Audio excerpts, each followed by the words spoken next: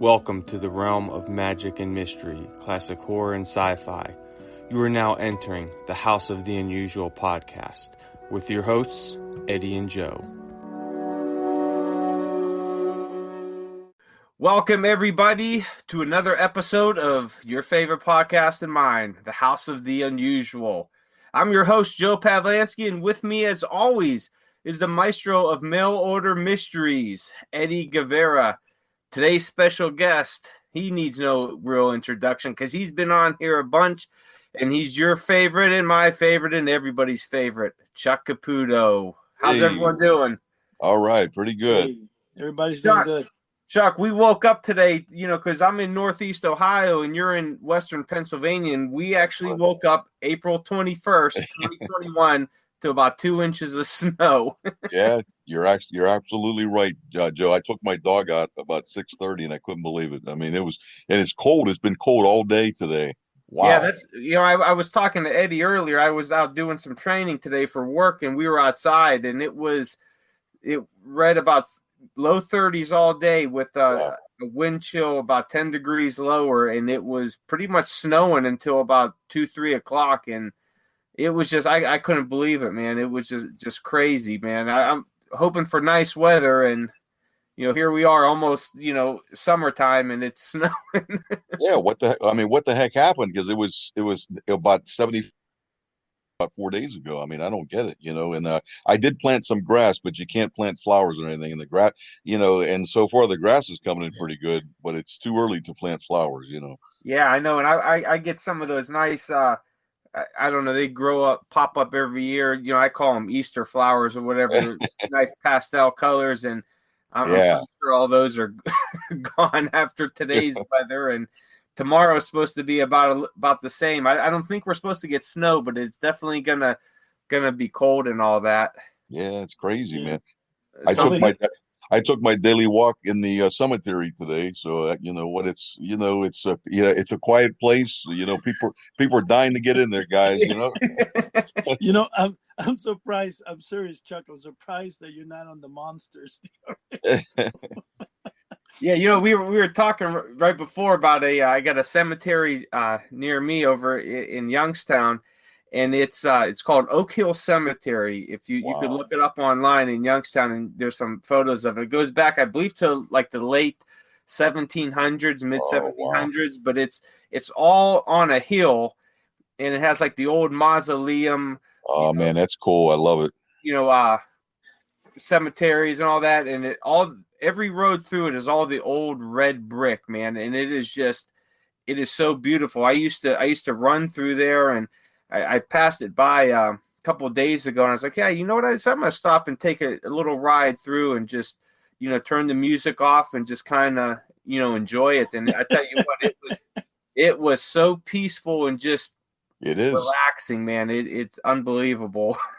People are not wanting to go to cemeteries, and here we are out to run, walk, and drive in them.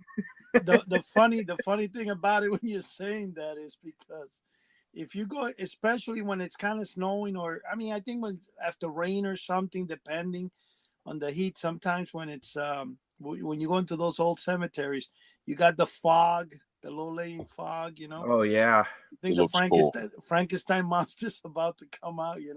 We have an old one in my city. It's it goes back to the late 1800s, and it's kind of on a hill. It's maybe only about 50 yards by 50 yards, but I tell you what, when it's that, because I work nights, so when that coming up, around 5:36, and that fog's coming in and all that, man, it looks cool. Cool. I'm going to tell you guys something. If you go to St. Augustine, Florida, right there in the center of the old city, it's kind of like right there where all the shops are. There's a cemetery that I guess if I could say that and this is kind of funny because it's right there, like when you walk by it, think of it like in the middle of the sidewalk right there, in between the houses there, whatever. And it comes, the two roads meet. It's kind of like, let's say where it's located, two streets meet. So it's kind of like a triangular. Oh, yeah. I know what I'm trying to say? Yep. And it's got to be, no kidding, 24 feet by 30 feet. That's how big it is. But Wow. the tombstones in there are so old. Very They go old. back Yeah. as far as 1640, Whoa. 7. Like whoa. I think if you guys go online, there should be a possibility that they have up close pictures of it. Wow, I'd like to But check that out. You know what? Back this, back when we were teenagers, we used to hang out in cemeteries. We used to catch football, ride bikes, I was never much of a drinker really, but there were some parties in the cemeteries that I'd pop into once in a while as a teenager, and it was just always cool, man. It was neat. Yeah, one, we used to do the same thing, when we were in high school. We'd go hang out at the very back of, the real big cemeteries, late at night and have a few drinks, bring some girls out there, sit listen to music. It was Yeah. a place to hang out. Oh, it's kind of funny when you guys say that over by I think where my daughter lives, okay, in New Jersey, there is. I just noticed it the other day. There's like an old. I think it's got to be a Catholic church or something, but it's got to be from the late 1800s, and the cemetery behind the church is like super old, man. And I was actually passing by, and I told my wife, I wonder if if the church is even open, if it's abandoned. Open.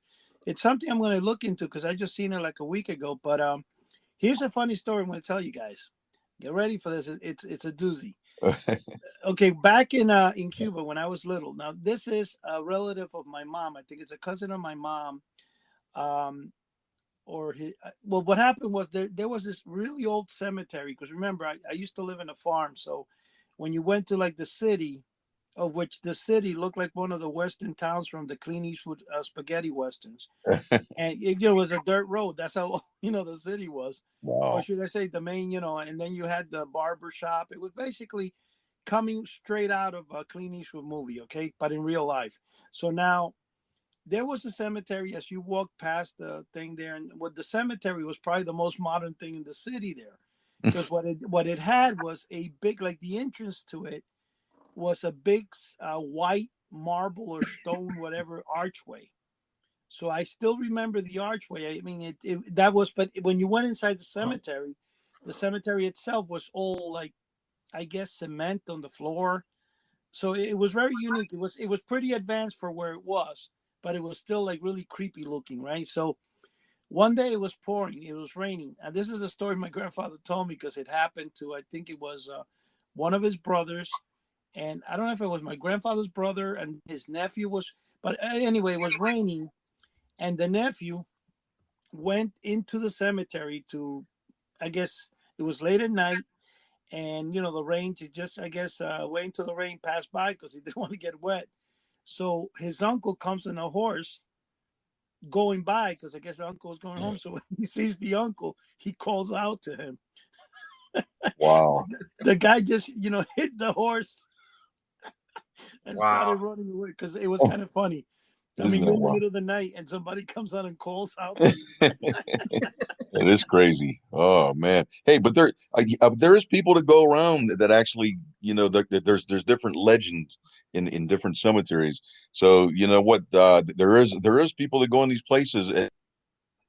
Trippers, I believe it's what it's called, and they'll actually look up, like different things that are supposed to happen in different cemeteries, like the old statues are supposed to move, like Walking Rosie. We have out here in different cemeteries, different things like that. So there's people that go out, to check these things out, and I always thought that would be kind of cool to do, but I don't know if it would be legal. You might end up getting a citation if you roam around in the cemetery. I don't know. Yeah, yeah. A lot of cemeteries and graveyards, they kind of, some of them don't mind, but if they're usually, I know some of them near me, and especially like in PA on the border, that they have like people that actually live, right kind of on Right.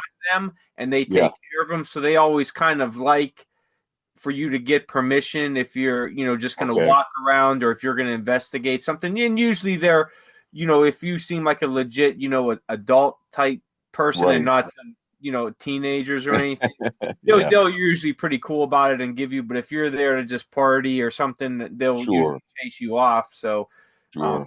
we went to a few of them, because there was, always every other cemetery has a glowing grave and all that. So we would look around for those, and sometimes we would ask permission and they would be, really cool about it. Or if you're just walking around and you don't seem like you're causing trouble, they won't, Right. they usually won't mess with you. But if you're, some teenage kids or something, Sure. you're definitely Sure. going to get chased off. Yeah. You Well, know, that's understandable. Sure. Yeah, but I tell you what's cool, man, is that what I really like doing is just going around and just looking at some of the old like tombstones and the old mausoleum Oh buildings. I man. mean, they're just, I mean, some of them are just absolutely gorgeous, and just the craftsmanship that went into them. Absolutely. I Absolutely. couldn't imagine like how much some of those like huge mausoleums cost. Oh, it's unbelievable. Yeah. Some must be very, very high. And there's even modern ones put in that are like granite, and they have just the architecture. I mean, it's got to be a couple $100,000 for some of you those know, things. Oh, absolutely. They're almost like a small house, it and is. then Yeah.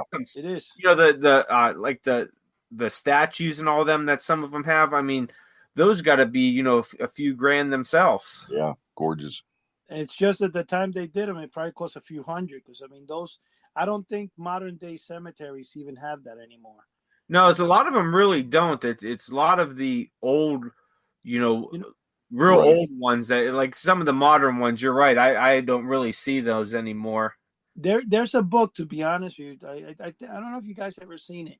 It's called, like, it shows about epitaphs in the cemetery, like, the different sayings. Some are comical, tombstone readings, whatever, sayings. Yeah. Those are And cool. I remember there was one that was kind. I think this is actually, if I'm correct, this, I think, was in a cemetery in Pennsylvania, and it was something like, "Here lies Ann Dunn."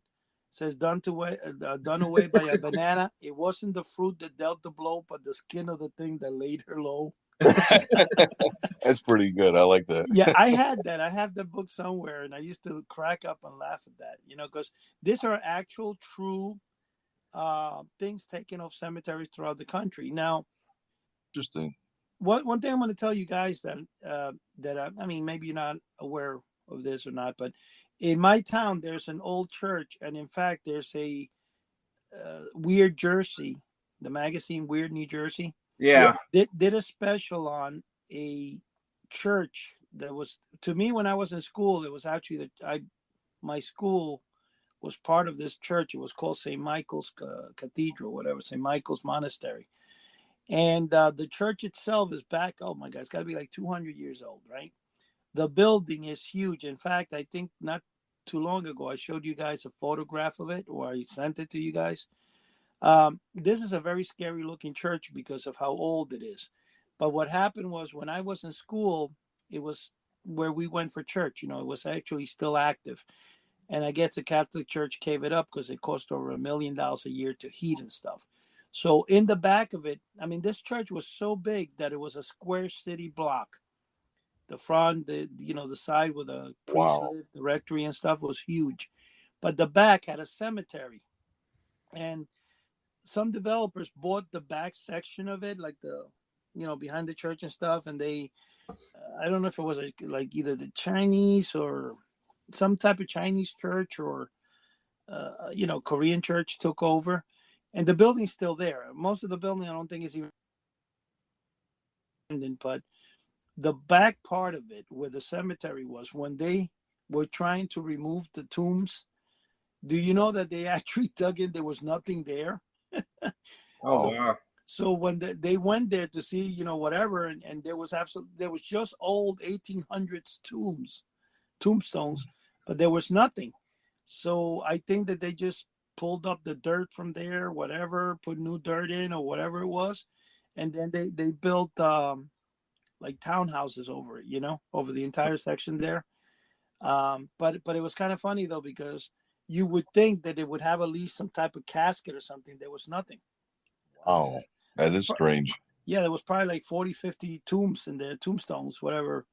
But again, like I said, the church is, when I'm saying 1800s, I'm probably wrong. I think it's like 1700s. It's called the St. Michael's Monastery in Union City, New Jersey. I'll have to check that out. That sounds Yeah, interesting. Wow. Weird New Jersey. One of the guys from Weird New Jersey actually sneaked into it and stuff, and they were taking pictures and stuff. But this thing, like I'm telling you right now, the part of the building, the front of the building, that's still intact. If you look at it, It's really, especially at night, man. Oh my gosh, it's like the perfect background Wow. for some scary film or something. In fact, I used it one time because my wife got a photograph of it. It was like perfect, man. But you guys got to look it up. I'm serious. Like, look it Yeah, up. definitely. Yeah, definitely. You know Uh, what? I love anything that's spooky. You know what? Anything that's spooky. You know what? I happened to read one of your Ghost Ship Times that Eddie sent me. That was really cool, and that's written by you, Joe, huh? You wrote all that stuff on there, pretty much. Which one was that? The small one with the UFOs? Yeah, yeah, that was really Yeah, cool. yeah. Some of it I took from when I was a UFO field investigator for Really? MUFON. Wow. I tell you what, I've followed UFOs for probably 40 years. I've read just about almost everything on it. I mean, one thing pops into my head if you want to talk about this a little bit. Sure. Back in 1980, the Rendlesham Forest on December 26th, 1980. I mean, uh, James Peniston actually touched the craft out there, and he was sent some type of a binary code that he jotted down, and then like 35 years later, he had somebody punch it into the computer, and it did actually say something. It said like that this is for the interplanetary exploration. I mean, it was just a fascinating story. That particular one, as well as the Roswell, really sticks in my mind. Yeah, a few years ago, MUFON of Ohio, um, they had a conference, and James Peniston, he was actually a speaker there, and he had Oh, his cool. new book out, and he actually has that. I can't remember exactly what it says. I know there's some message and some of it's coordinates, but he Yeah, actually has that decoded message in his book. I mean, it's really cool, and he had a little model there of what the craft looked like, and it was amazing to hear him speak. I mean, whether you believe it or not, I mean, he was a good speaker, and it's a great story, and something that oh, seems very credible. Especially yeah, about the guys that seen it and what happened. I mean, sure. I think a lot of it, for my time, I did it for about 3 or 4 years, and just kind of, at the time when I was researching and studying it a lot, talking to a lot of people, I I come to think about that 99% of the sightings are probably some type of secret military craft, whether it Right, be right. ours or another country's. Hmm. And there is that 1% that's could be very well something else, whether it's something on this world that we don't know, or it's That's right. from outer space. But yeah, I because back in like the 70s, 60s and 70s, there was tons of UFO reports, and when in the 80s, I think it was the early 80s when they declassified the stealth bomber. you know Right. People end up saying, oh yeah, that's exactly what I saw. Hmm. Excuse me. And if you ever seen a stealth bomber in real life, whether it's flying low or high, I've seen a few of them when I was in the military, and they're weird. I mean, they are Yeah, very, they are very strange looking. Yeah. yeah. I mean, I could definitely see somebody that didn't know about this craft because it's never been, given to the public, and you see that, you're going to go, yeah, that's something that is a UFO or something out of this world, and it's one of our crafts. And I actually had a sighting. What got me on track for being a field investigator is I had a sighting one evening of two black triangles. They were kind of hovering real low. I guesstimated about maybe 500 feet, Wow. and researching into that, and it seems like it's a top secret military craft. What they Hmm. use it for, Hmm. but that's a lot of people, and it seems like they're using some type of secret Hmm. propulsion, but most of it's all probably military craft, whether it's ours or another countries. And you Right. know I think a lot of these sightings too, that uh, that the Navy's putting out and that the government's Hmm. starting to put out where they don't know. Hmm. I, Hmm. there's a part of me that's, and I've heard some other people talk about it too, is that it could be crafts or drones from other countries, and they Right. don't want us to know too much about it. So they say, yeah, this is a UFO. So the normal person would say, yeah, it could be aliens from other worlds, when it's actually top secret crafts from, say, Russia or China that we don't know about, that could be, right. Could be bad towards national security. But they're kind of giving us a little bit of disinformation, because if anybody studied Project Blue Book or any other government project that dealt with UFOs, disinformation was absolutely huge, and it was key to their whole their whole way that they operated. So I kind of think that these videos and all that are coming out, that they either they don't know and they do, or they do know and they're putting it out to us that it could be aliens, this and that, we don't know, but in fact it could be something from another country. They just don't want us to freak out and say, man, the military doesn't know what it is, or these other countries invading us. You know what I mean? It's right. I think it's a lot of along the lines of that way, but there is that small percentage that it very well could be something else. Yeah. The thing that makes me suspicious for some reason. Chuck, try to see if you can move, because you're getting some echo there. I'm picking up some feedback. How about is it better? Yeah. Okay. The thing that makes me suspicious, Joe, is the main investigator for Project Blue Book. That was J. Allen Hynek, I believe. And he started off as a big skeptic. I mean, he would deliberately, say that it was swamp gas all the time or whatever. And by the time Project Blue Book quit, I think it was 1969 or somewhere around there, he was one of the biggest proponents of UFOs. I was surprised. Yeah, absolutely. Well, and what was cool is a few years ago, I one of our field investigators from Southern Ohio, he had an ad up on Craigslist for years, hey, looking for any UFO documents or anything. And there was a lady who, she was getting ready to toss the stuff. Well, here, her husband had worked at Wright-Patterson, and she had all these documents that she had found I think it was the basement or attic, after he had passed away, and she was going to toss them.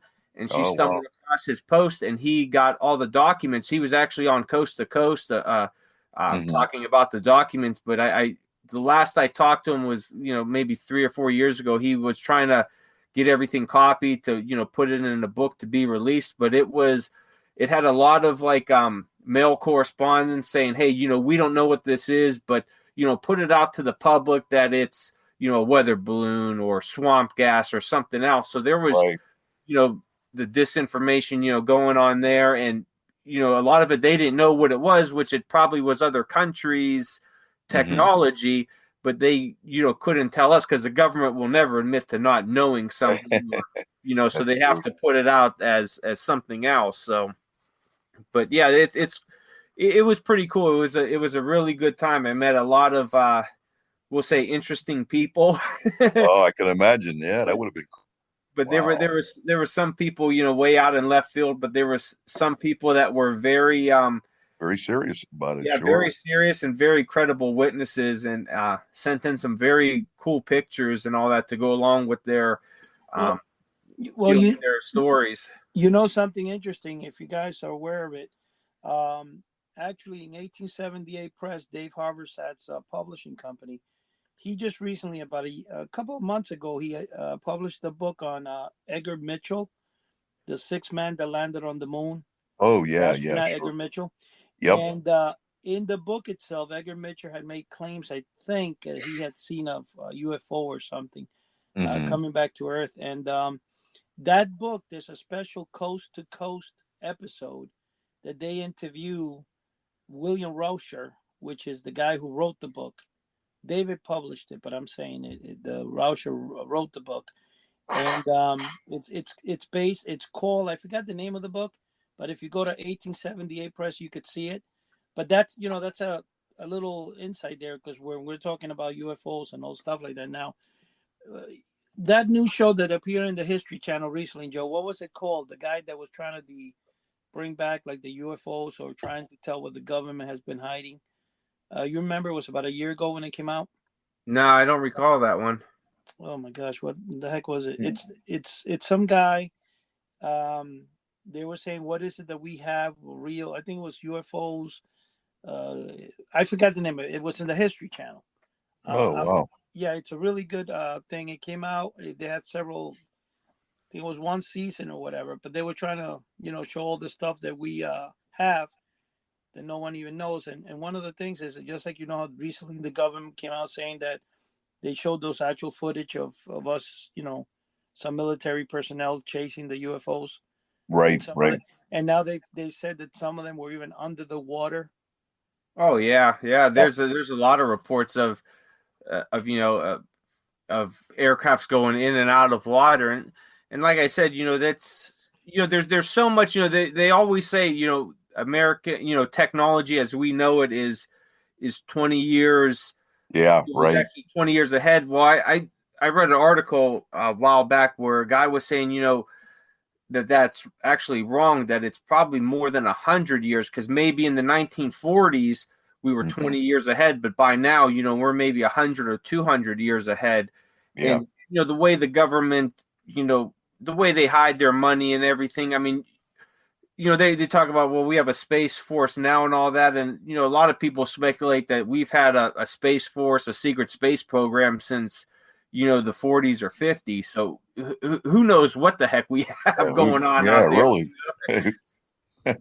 You know what? About 2 summers ago, guys, my wife and I went to a cool place out here. It's about an hour away from me. I'm just outside of Pittsburgh, out toward Greensburg, Pennsylvania, Kecksburg, which is where that craft landed. Joe, Oh I yeah. guess I guess back in 1965, I think it was. And I tell you what, they have an annual festival there. It's like really cool, and they have a big fiberglass reproduction of the actual craft, because back in the 80s, Unsolved Mysteries came there, so they built that just for the episode, and they let them keep it. So you could go up there and get your picture taken and stuff. But you know what? But it's a fascinating story, because back in the mid 60s, something crashed there, and there was a lot of eyewitnesses, and they saw the flatbeds go into the woods, and they had this particular craft. It was covered with a tarp and so forth.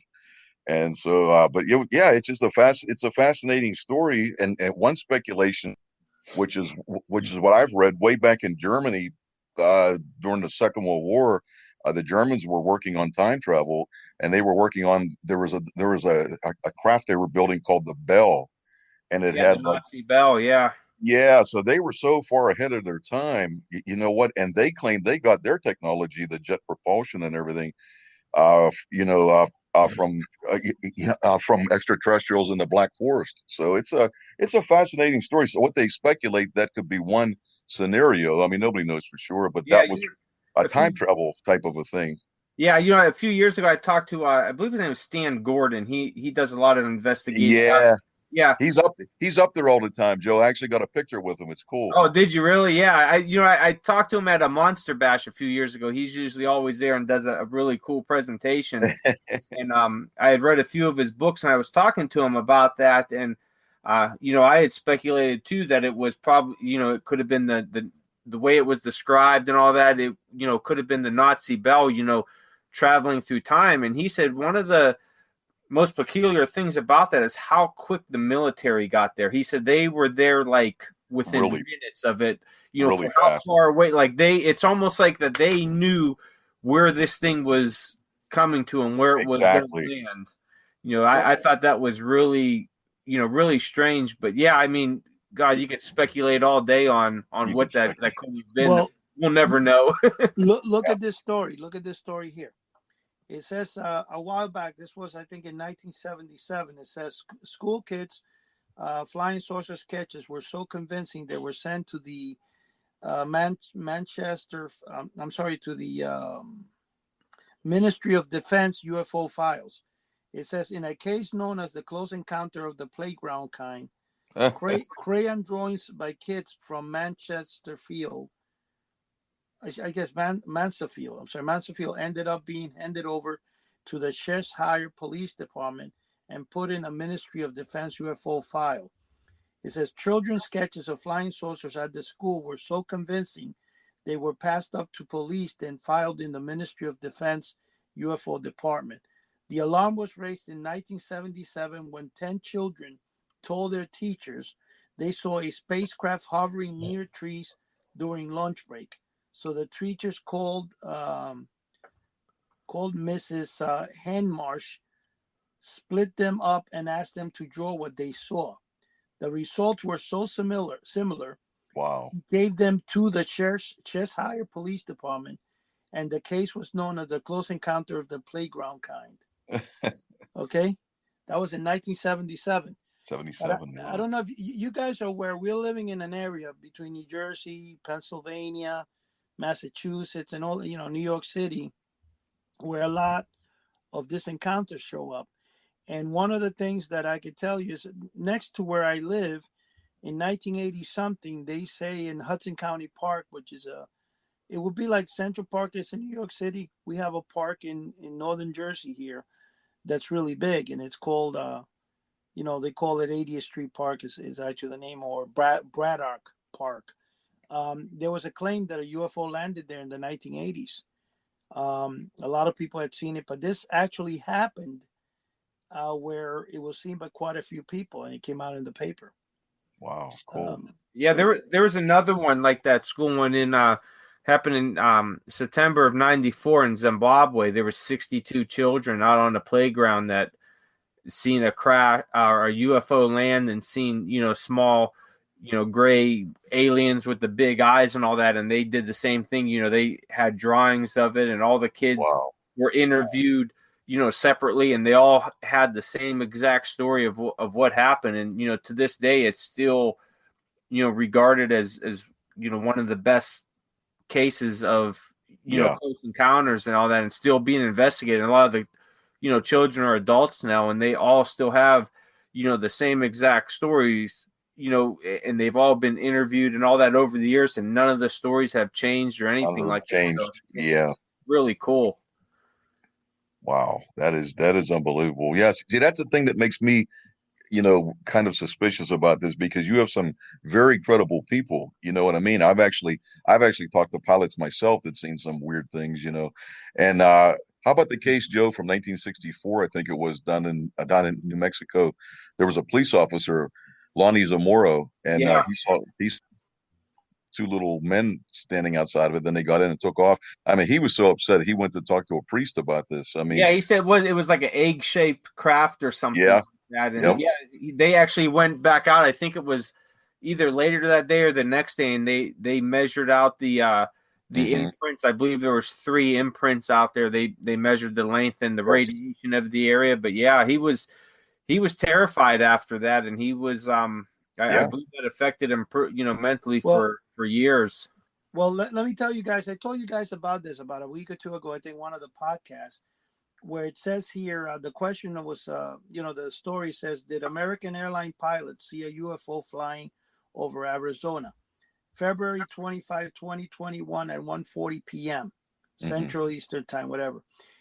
It says, what exactly did the pilots flying from Cincinnati, Ohio to Phoenix, Arizona see during their trip Sunday afternoon? The flight crew noticed something that they said was quickly moving and unusual flying above American Airlines Flight 2292. The pilot can be heard on the radio recording, asked the tower, do you have any targets up here? We just had something go right over the top of us. There you go. Yeah, he goes, he had it. I hate to say this, but it looked like a long cylindrical object that almost looked like a cruise missile type thing moving really fast. It went right over the top of us. The recording was made by Steve Douglas, who calls himself a stealth chaser living in Amarillo, Texas. Okay, so basically this happened. This is the one I was telling you guys that it came on Fox News about a week or two ago. Okay. So apparently this was, true. They don't know what exactly it was. No, they don't know what it was. And there's people, Joe, like Philip Corso. He was a colonel. He's dead now. He passed away, I guess, a good 15 years ago. But he came out with a book, I guess, a year before he died, maybe about 17 years ago, called The Day After Roswell.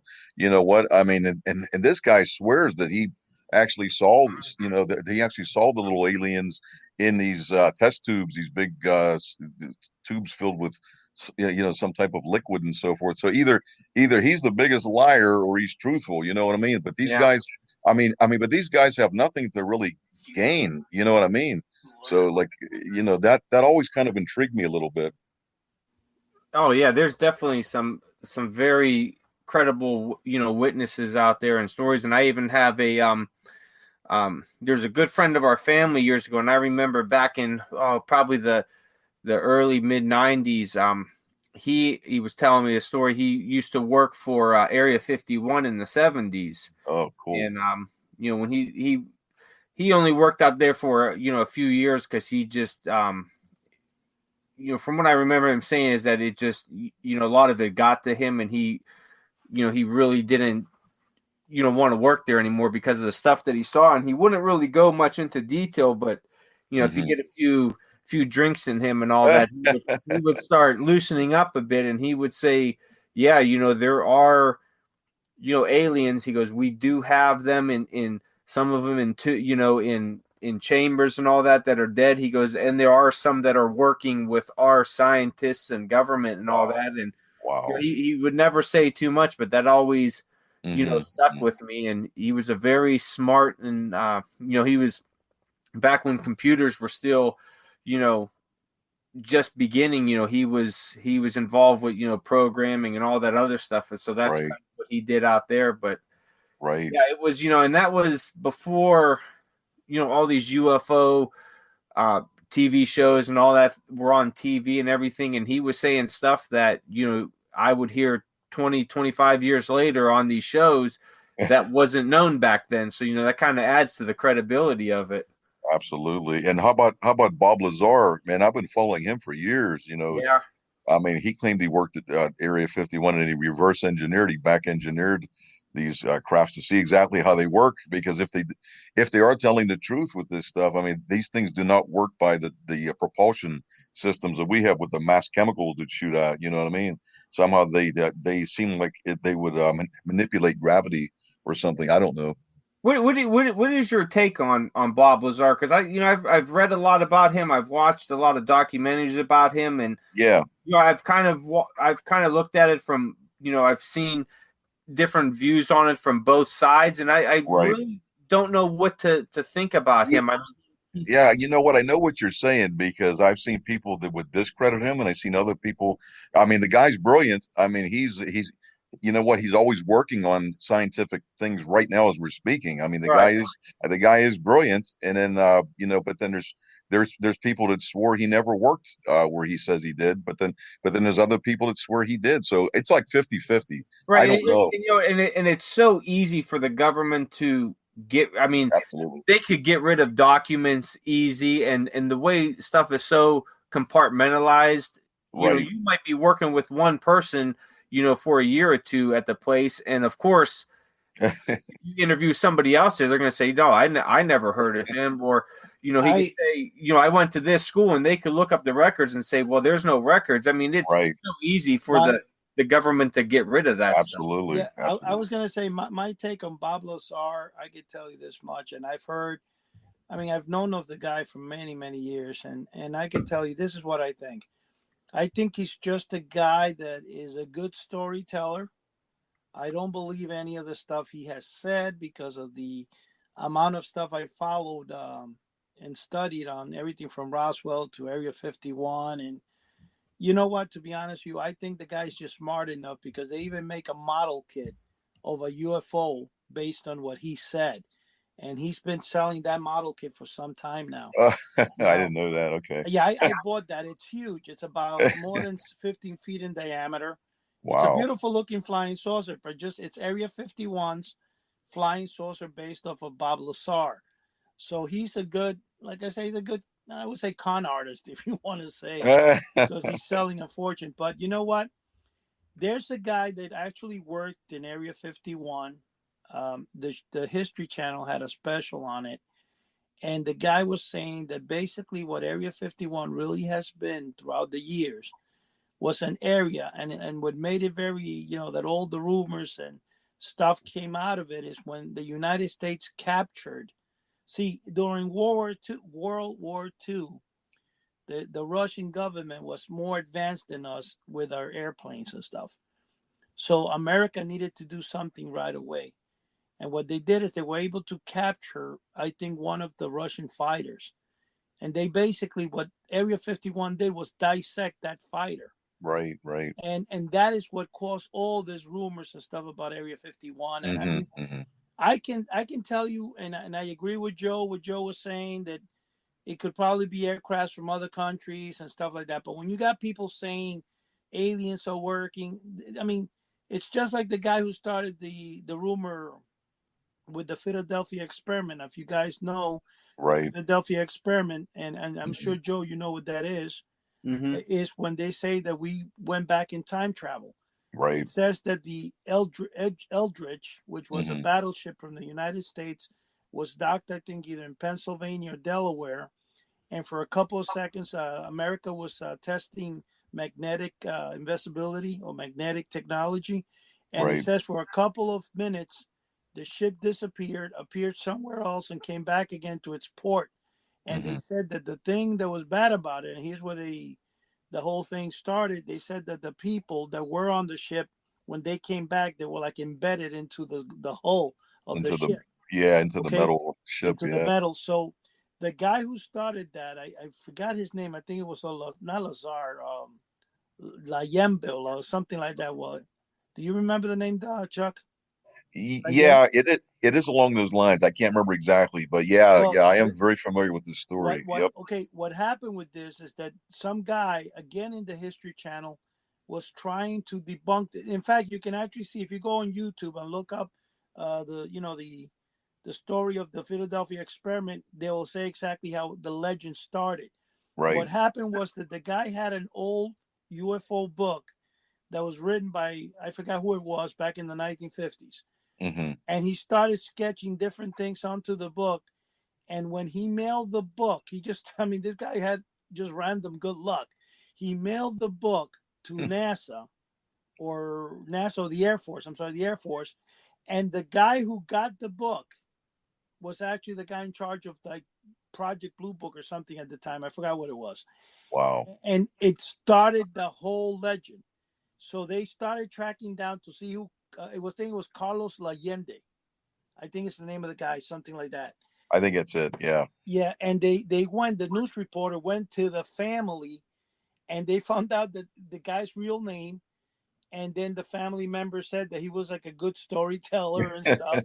So, but apparently, the point I'm trying to say is that a crazy legend like that Sure. has made 3 films out of it.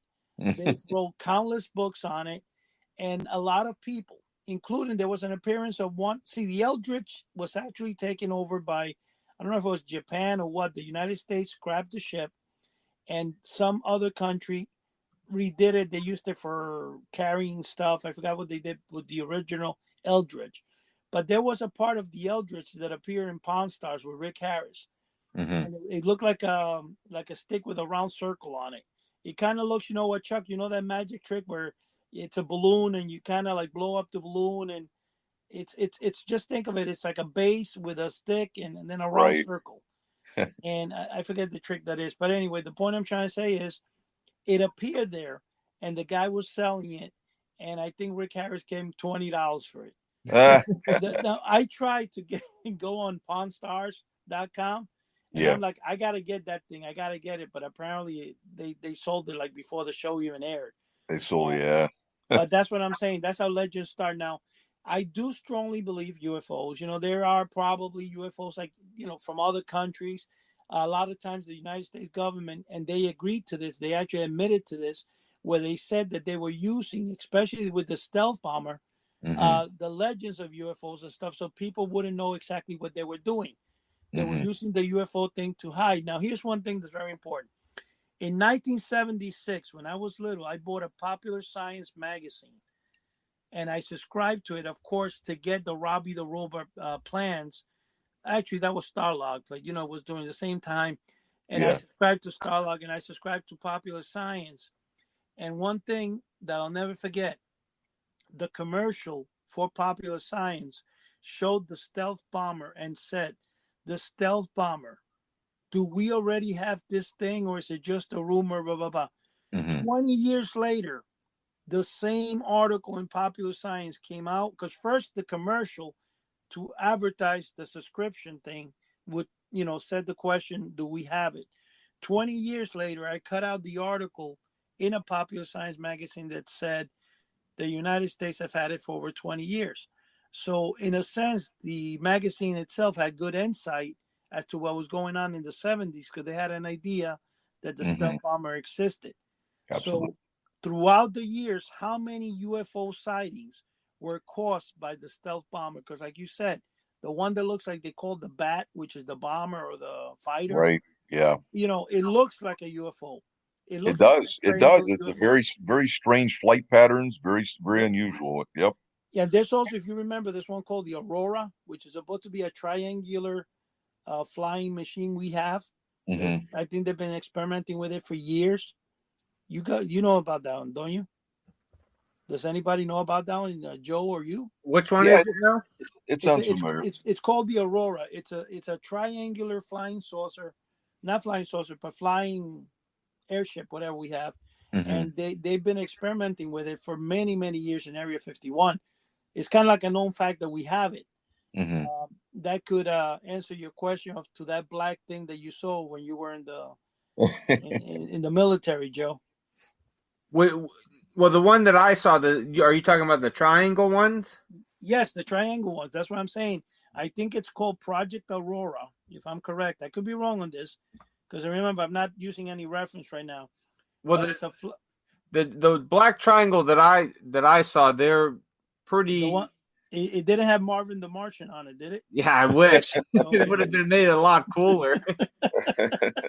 But the black triangles, they're largely believed to be the TR3B, Hmm.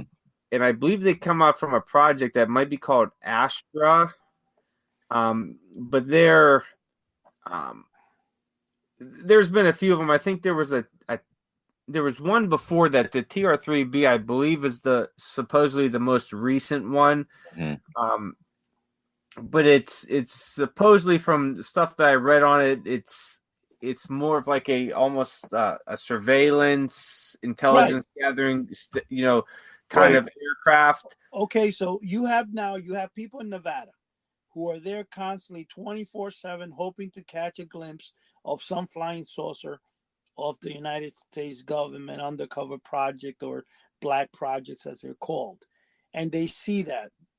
That could most likely be where you would have a person call MUFON or something. Oh, I saw this and have a Right. photograph. And that's where most of those stories come from. Oh, absolutely. I Yeah. really don't think we have aliens among us. I mean, look at this. We have right now a worldwide pandemic. And as much as we were trying, if it wasn't, let's say, for example, Trump that pushed for the vaccine and stuff, we probably wouldn't even have a vaccine. No, you're right. The point is, if we had technology that was so advanced like that, I mean, let's be honest. You got people out there in my book, they're probably nutcases that are actually saying the Earth is flat, and they're using all this crazy evidence. And then you got people out there I know that everybody are has saying, different. Everybody yeah, has different we opinions. didn't go to the moon, but yet we went not only once, we went 7 times to the moon, Right. right, or 6. And out of that, thousands upon thousands of people saw the rocket take off, the astronauts that went there, and we fly around the Earth. We have the space station up there in space going around, and you still have a bunch of nitwits out there that say we have that the Earth is flat. I And know. come on, I know it's it is amazing, but you know what? I mean, when somebody tells me that they seen a UFO or they saw a ghost or something, I try to keep an open mind. You know what? And I'll sit down and talk with them, and which I have throughout the years. You know what? So when it comes to stuff like that, I don't laugh or anything. I'll sit down and just talk to them and find out what they saw or what they think they seen. It is interesting. It is very interesting. well. I can tell you this much. I know. I mean, I'm not going to would dare not even mention names, but I had people, legitimate. I mean, legitimate people with businesses, and I'm saying people because I'm not going to, like I said, pinpoint that actually say that Biden is a clone. He's actually, you know what I'm trying to say, and they're like, Yeah, yeah, and I'm like, are you kidding me? Like, so what you do is you just, yeah, that's right, keep right. everybody happy. But the point is, yeah, there could be a lot of things. I'm not saying there are things we don't know of.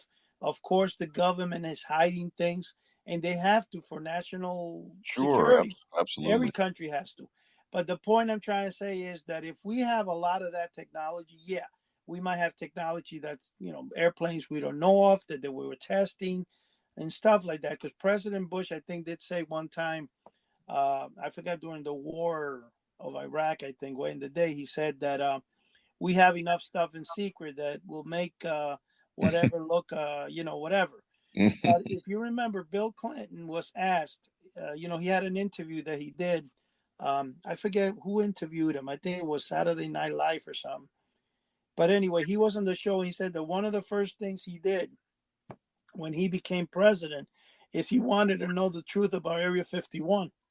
And he's saying it there. And Hmm. he actually goes, I asked him, and there was nothing there, man. He goes, it was kind of a bummer. I was hoping we could find. So this is President Bill Clinton being interviewed, when he was president. So Hmm. the point is that, okay, legends are great. Legends sell. Uh, right now we have so many. I mean, my God, you have so many things. You have people saying on the internet that President Trump is still in power, that Washington is in Texas. And you know what's so funny? That they have followings, and you have people actually coming up to you and telling you this is true. But anybody who has enough common sense that can just take any regular thing will see that this is all false, and it's all a wild thing that's selling. It's the idea is when you tell a person something many times over, they get to believe it eventually. You know what I'm saying? I Sure. mean, we are the house of the unusual. We sell the novelties. We puff things up, sell things that are not really quite what they expected. So it's just a way that I say it. I mean, there is a lot of things out there, but I think it's beautiful to talk about it. It's fun as hell. But, yeah, at the end of the day, there's still a lot of skepticism that I think that unless it's proven without a doubt, you know, it is what it is. You know what I'm saying? Sure, sure. Yeah, I tell you what's a cool video for people to watch if they're interested in conspiracies and NASA and all that is if you watch the video of America's first spacewalk, I believe 1965, Mm. and there's tons of videos on it, and there's tons of videos of people breaking it down. Well, when astronaut Ed White, when he is out in space, and he's attached to the cord and all that, and he's floating there, there's a certain point in the video where he's kind of, his left side is facing the camera, Hmm. and his helmet turns towards the camera where he looks at the camera and waves, and then he looks back forward. Well, if you go back and look at the spacesuit that was used at the time, the helmet never rotated on that. Oh, I see. It was latched onto the suit, so your head can move inside the helmet, but the helmet did not move. So Gotcha. if you watch the video, the helmet actually moves to look at the screen, and a lot of people say, that the video is actually done with some type of, almost like film technology, where or stop You, motion, you, but you know, it's very, very cool to take it to look at. you know something though. Here's the thing. There's a professional Hollywood photographer. He's, I believe, in his late 70s, who's been a Hollywood filmographer, if that's the correct word to say, for over 50 something years. And he has a special on YouTube that says, we did not have the technology to fake those pictures back in the day. So, in other words, and I took photography in NYU. And I could tell you, even back in the 80s when I went to the school, um, it was anything we did had to be double exposure, whatever it was. It was hard to create trick photography. Yeah, but see, you're missing the key words. He said we didn't. Doesn't mean the government didn't have it. Ah, that's true. That's true. Well, well, that itself is what he's saying is, and I understand what you're saying right there, but he's basically saying we or the government included. I believe he's saying that you can watch it, and he's showing how we didn't, that it would be impossible to use those. I mean, the point is, it was seen by thousands of people live. They saw them take off in Cape Canaveral, Florida. They saw them land. You know what I'm saying? You're not gonna fake that. But I know it's beautiful to have the. Listen, this conspiracy theories about the hollow Earth, where there's civilizations in the center of the Earth. Yeah. The theories about the Earth is flat. The theories. This thing, I remember reading about this, Chuck, and we're both the same age. I remember reading about this when I probably 1971 inside a comic book that Hmm. had ads. I think I forgot the name of the company that sold the books. I don't know, it was called New Age or something like that. But those books were there at that time, and I remember reading about them Hmm. because there was a time in the early '80s that I started buying a lot of books about Hal Lindsey, Right. about the end because I had seen a movie that came out. It was a biblical film from Orson Welles Hmm. called The Late Great Planet Earth. Oh, I remember that. And Sure. you remember that film? And when that film Absolutely. came out, it was all about Bible prophecy. I Right. started buying every book under the sun from Hal Lindsey, Chariots of the Gods. Oh yeah. He visited from other planets. And I can tell you this much, my friend. Those books already existed. What happened now is with the internet and technology that we have in social media, people have taken those stories and brought them to light again. And Right. they've now become like it's not new. It's not Those new. You're right. conspiracy theories has been around before Mr. Joe there was born. Oh. And and basically, now one thing I want to tell you guys, Joe, and well, Joe is aware of it, and you too, Chuck. But I want to tell the people that are listening that beginning next week, I'm going to start uploading all our shows onto YouTube, and I'm going to have some visual background so that everybody can hear all the podcasts that we have both on YouTube and and because we did do some live ones. And I don't know, I believe, Joe, that Dr. Saab has been trying to reach out to you. You put I think you put a segment in the website under the blog or the forum asking for people to say stories or if they had ideas for future shows. Oh yeah. Okay, Dr. Fob has been trying to answer you unless you already have talked with him, but he's actually a planner, and he is planning for us to do a live show where we will have it's going to be pretty cool. I think you should reach out to him by email if you haven't done so. He's been talking with Todd about it, and I think it's going to be really good. It's for us to be all live, and he's going to actually, orchestrate for us a nice little episode, and we would just, I guess, follow the guidelines. But it's Yeah, I haven't heard anything about it. I'll have to check on the forum, but I haven't gotten any notifications or anything. well, he did tell me. I know he was reaching Todd today, so maybe he will be Okay. reaching. But either or, just write to him, let him know, because the reason I'm trying to bring the show on YouTube is because when you have a podcast, it's a totally different platform from YouTube. YouTube brings in the customer, not the customer, the people, the listeners, in a March, or actually the watchers on YouTube come in larger amounts than you would on a podcast. A podcast, it's harder to advertise because either you can advertise through iTunes, Spotify, Anchor, wherever we're located, but it's a little tougher to get social media to spread the word. So if we put our podcast, I think, on YouTube, and not only that, we can now offer, because this is actually our second season, and we're actually, I believe, if I'm correct, 42 shows in. So we had the first season and second season. We can now start actually offering those seasons for people that are willing to get it. Well, that's good news. And I hate to interject here, but man, this flew by and we got about a minute left. So I'm gonna close the show here and thank Chuck and Eddie for being with us, and for everybody out there in podcast land for tuning in to us every week and listening to us. And if it's your first time, welcome. Check us out on YouTube under House of the Unusual. Like Eddie said, there's tons of videos out there. They're very cool and entertaining. We have a great website called houseoftheunusual.com.